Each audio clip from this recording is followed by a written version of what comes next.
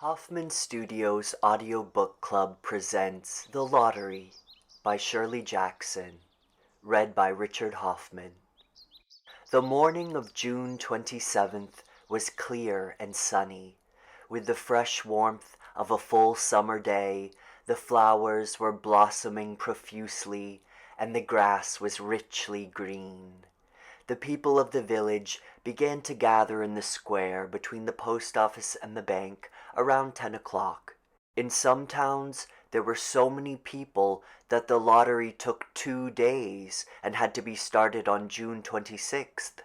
But in this village, where there were only about 300 people, the whole lottery took less than 2 hours, so it could begin at 10 o'clock in the morning and still be through in time to allow the villagers to get home for noon dinner. The children assembled first, of course. School was recently over for the summer, and the feeling of liberty sat uneasily on most of them. They tended to gather together quietly for a while before they broke into boisterous play, and their talk was still of the classroom and the teacher, of books and reprimands. Bobby and Harry Jones and Dickie Delacroix, the villagers pronounced his name Delacroix, eventually made a great pile of stones in one corner of the square and guarded it against the raids of the other boys, and the very small children rolled in the dust or clung to the hands of their older brothers and sisters. Soon the men began to gather, surveying their own children, speaking of planting and rain, tractors and taxes.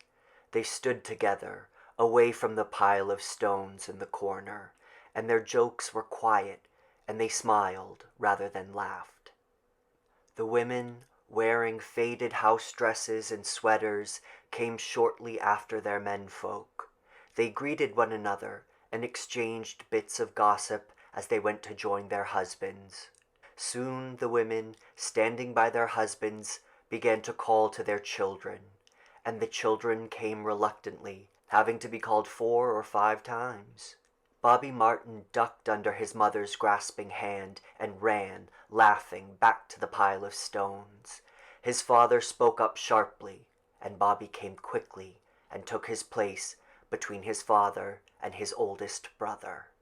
The lottery was conducted, as were the square dances, the teen club, the Halloween program, by Mr. Summers, who had time and energy to devote to civic activities. He was a round-faced, jovial man, and he ran the coal business, and people were sorry for him because he had no children and his wife was a scold.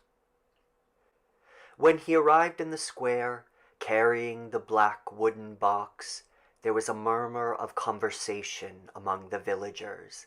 The postmaster, Mr. Graves, followed him, carrying a 3-legged stool, and the stool was put in the center of the square, and Mr. Summers set the black box down on it. The villagers kept their distance, leaving a space between themselves and the stool. And when Mr. Summers said, "Some of you fellas want to give me a hand?"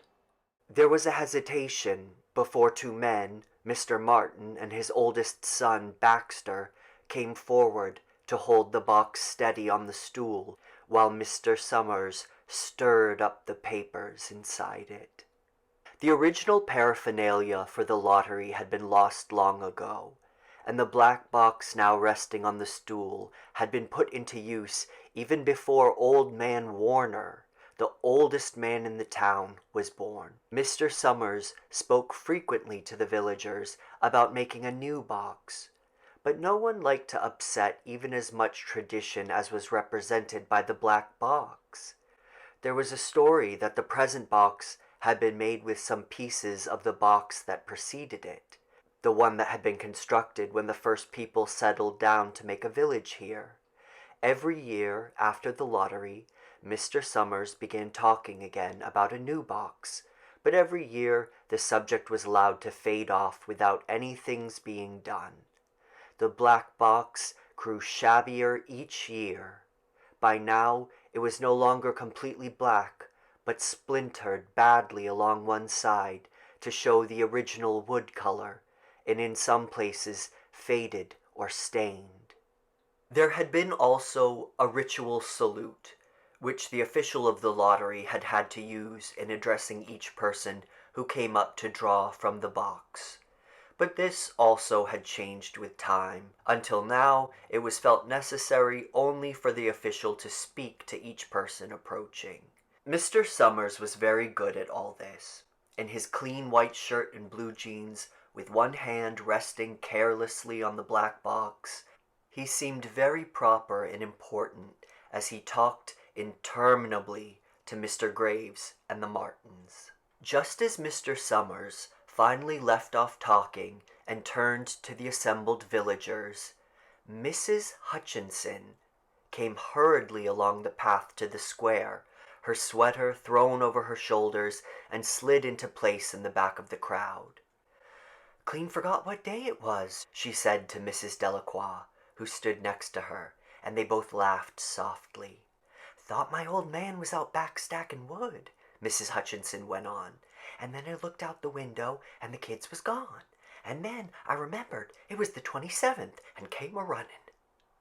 She dried her hands on her apron, and Mrs. Delacroix said, "You're in time, though. They're still talking away up there." Mrs. Hutchinson craned her neck to see through the crowd, and found her husband and children standing near the front. She tapped Mrs. Delacroix on the arm as a farewell, and began to make her way through the crowd. The people separated good-humoredly to let her through. 2 or 3 people said, in voices just loud enough to be heard across the crowd, "Here comes your Mrs. Hutchinson," and "Bill, she made it after all." Mrs. Hutchinson reached her husband, and Mr. Summers, who had been waiting, said cheerfully, "Thought we were going to have to get on without you, Tessie." Mrs. Hutchinson said, grinning, "Wouldn't have me leaving my dishes in the sink, now would you, Joe?" And soft laughter ran through the crowd as the people stirred back into position after Mrs. Hutchinson's arrival. "Well now," Mr. Summers said soberly, "guess we better get started. Get this over with so we can get back to work. Anybody ain't here?" "Dunbar," several people said. "Dunbar, Dunbar." Mr. Summers consulted his list. "Clyde Dunbar," he said. "That's right. He's broke his leg, hasn't he? Who's drawing for him?" "Me, I guess," a woman said, and Mr. Summers turned to look at her. "Wife draws for her husband," Mr. Summers said. "Don't you have a grown boy to do it for you, Janie?" Although Mr. Summers and everyone else in the village knew the answer perfectly well, it was the business of the official of the lottery to ask such questions formally. Mr. Summers waited with an expression of polite interest while Mrs. Dunbar answered. "Horace is not but 16 yet," Mrs. Dunbar said regretfully. "Guess I gotta fill in for the old man this year." "Right," Mr. Summers said. He made a note on the list he was holding. Then he asked, "Watson boy drawing this year?" A tall boy in the crowd raised his hand. "Here," he said. "I'm drawing for my mother and me." He blinked his eyes nervously and ducked his head as several voices in the crowd said things like, "Good fellow, Jack," and "Glad to see your mother's got a man to do it." "Well," Mr. Summers said, "guess that's everyone. Old man Warner make it?" "Here," a voice said, and Mr. Summers nodded. A sudden hush fell on the crowd as Mr. Summers cleared his throat and looked at the list. "All ready?" he called. "Now I'll read the names. Heads of families first, and the men come up and take a paper out of the box. Keep the paper folded in your hand without looking at it until everyone has had a turn. Everything clear?" The people had done it so many times that they only half listened. Most of them were quiet, wetting their lips, not looking around. Then Mr. Summers raised one hand high and said, "Adams." A man disengaged himself from the crowd and came forward. "Hi, Steve," Mr. Summers said, and Mr. Adams said, "Hi, Joe." They grinned at one another humorlessly and nervously. Then Mr. Adams reached into the black box and took out a folded paper. He held it firmly by one corner as he turned and went hastily back to his place in the crowd, where he stood a little apart from his family, not looking down at his hand. "Allen," Mr. Summers said. "Anderson. Bentham." "Seems like there's no time at all between lotteries anymore," Mrs. Delacroix said to Mrs. Graves in the back row. "Seems like we got through with the last one only last week." "Time sure goes fast," Mrs. Graves said. "Clark. Delacroix." "There goes my old man," Mrs. Delacroix said. She held her breath while her husband went forward. "Dunbar," Mr. Summers said, and Mrs. Dunbar went steadily to the box while one of the women said, "Go on, Janey," and another said, "There she goes." "Where next?" Mrs. Graves said. She watched while Mr. Graves came around from the side of the box, greeted Mr. Summers gravely, and selected a slip of paper from the box. By now, all through the crowd, there were men holding the small folded papers in their large hand, turning them over and over nervously. Mrs. Dunbar and her two sons stood together, Mrs. Dunbar holding the slip of paper. "Harbert, Hutchinson." "Get up there, Bill," Mrs. Hutchinson said, and the people near her laughed. "Jones." "They do say," Mr. Adams said to Old Man Warner, who stood next to him, "that over in the North Village they're talking of giving up the lottery." Old Man Warner snorted. "Pack of crazy fools," he said, "listening to the young folks. Nothing's good enough for them. Next thing you know they'll be wanting to go back to living in caves. Nobody work any more. Live that way for a while.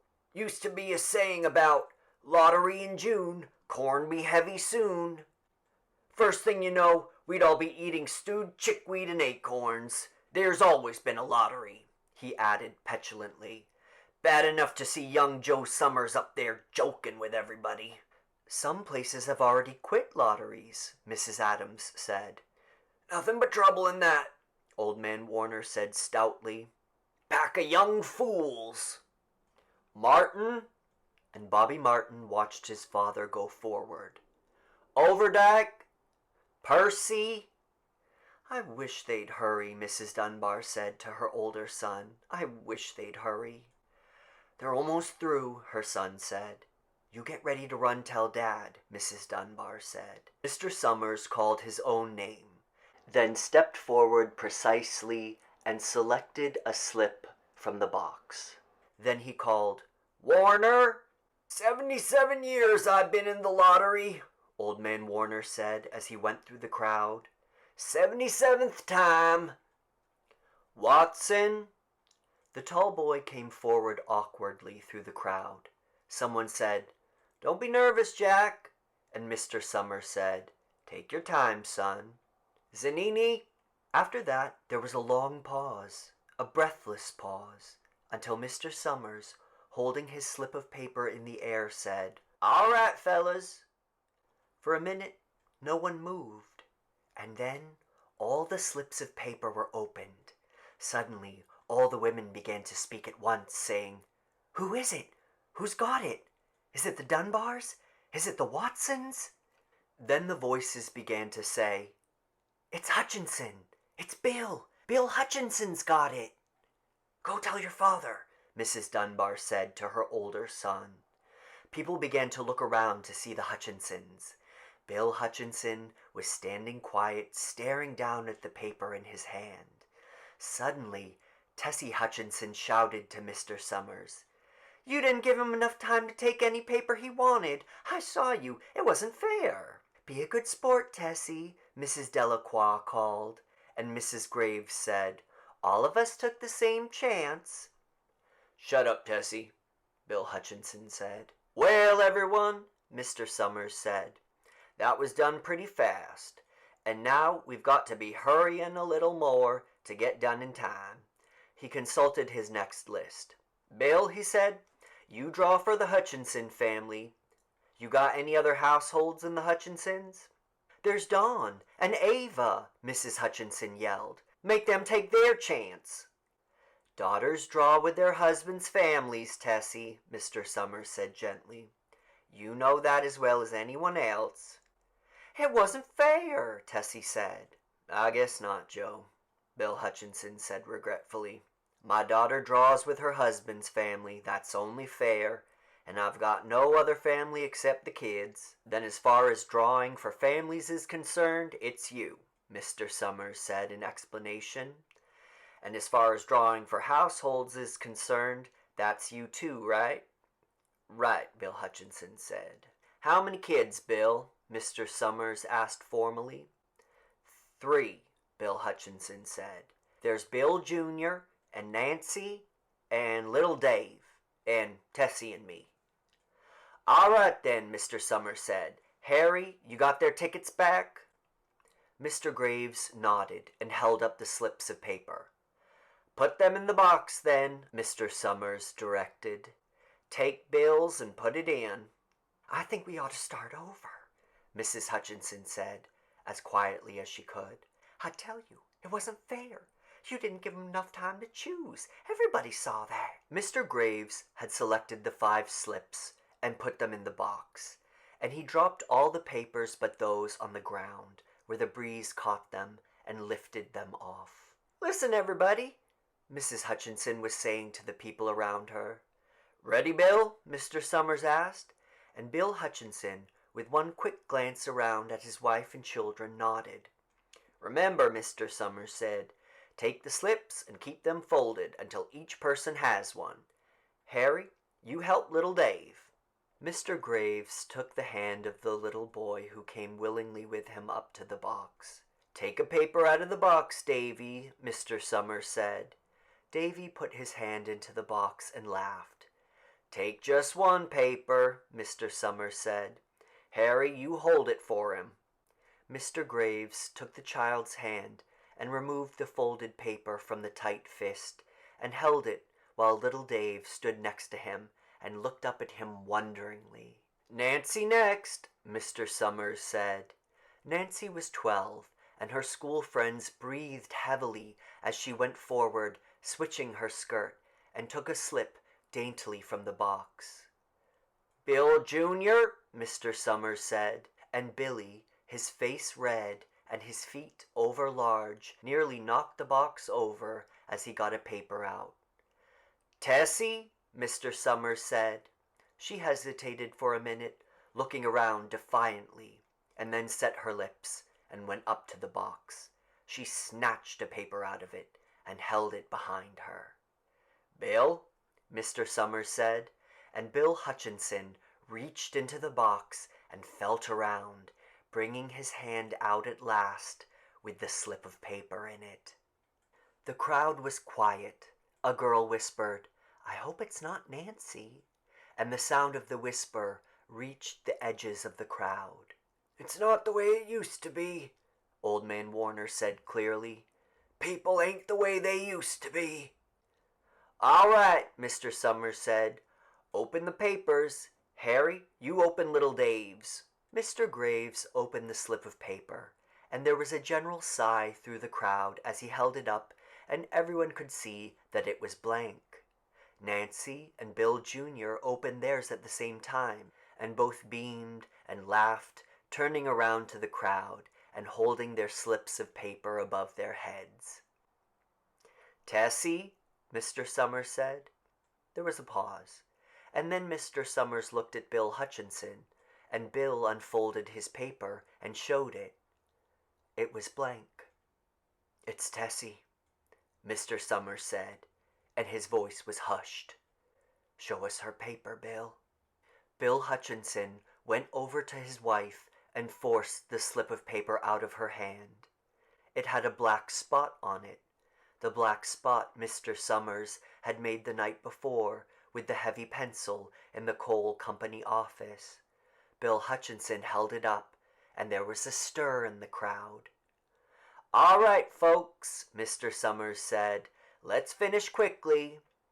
Although the villagers had forgotten the ritual and lost the original black box, they still remembered to use stones. The pile of stones the boys had made earlier was ready. There were stones on the ground with the blowing scraps of paper that had come out of the box.